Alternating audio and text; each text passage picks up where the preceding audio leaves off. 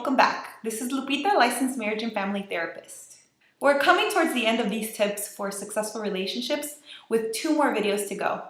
These next 2 tips can be used for not only romantic relationships, but friendships and family members as well. So make sure you watch this video with your friends or loved ones so that you can use these practices with your own relationships.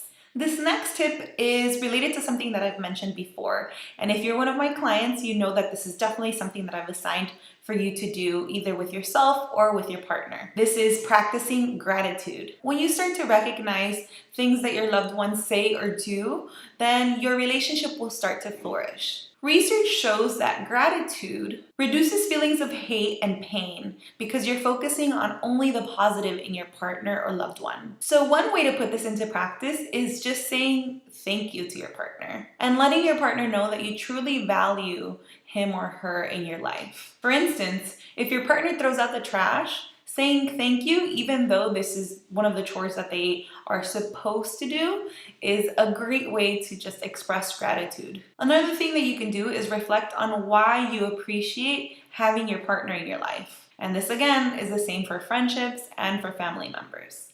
This next tip sounds very simple, but it is definitely one of the top reasons why couples, family members, and friendships have a difficult time understanding each other. This is communication. It's important to express your feelings and to also have those conversations that are typically avoided. Having these deep conversations are important to nourishing a very successful relationship. Don't wait till you explode to start practicing these positive communication skills. And it's important to be a good listener too. Don't get too bossy or too overbearing. Sometimes all a person truly needs is to be listened to, not for you to solve their issues. All they really need is some reflective listening. Here is a very general example of ways that you can exercise reflective listening. When you do reflective listening, you're either reflecting back the content that was expressed, reflecting back the feelings that were expressed, reflecting back the meaning behind it, simply acknowledging that you're listening by going uh-huh or yeah, or simply just summarizing what was said. For instance, this is a good example of reflective listening. In this situation, Amelia and Gwen are having a conversation.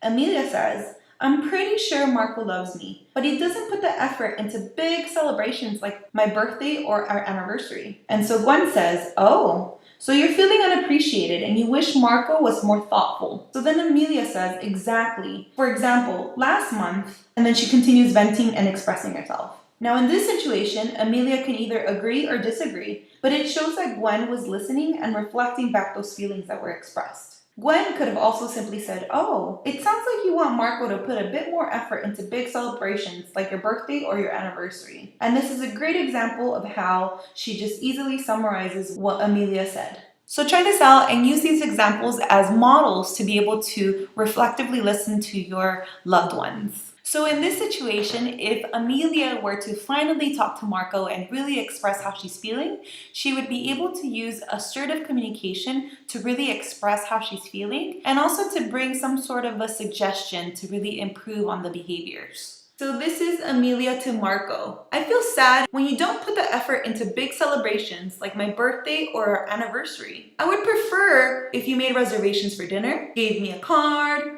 brought me a gift, or surprised me with some flowers." Now in this situation, Amelia is saying exactly how she's feeling. She's saying that she either feels sad or that she feels unappreciated. And she also mentions what she would prefer for Marco to do. Whatever it is that Amelia wants, she wants to be able to express it explicitly to Marco so that there's no confusion involved. Now, this is a great way to be able to really express yourself with your partner, and this is a good way to even express yourself with family members or loved ones, because you want to let them know how their behaviors are making you feel, and also just express ways of being able to solve the issue. So try it out and use these examples as models to be able to communicate assertively with your partner or your friends or your loved ones, and also to do some reflective listening. And stick around for our last tips for successful relationships during the upcoming week.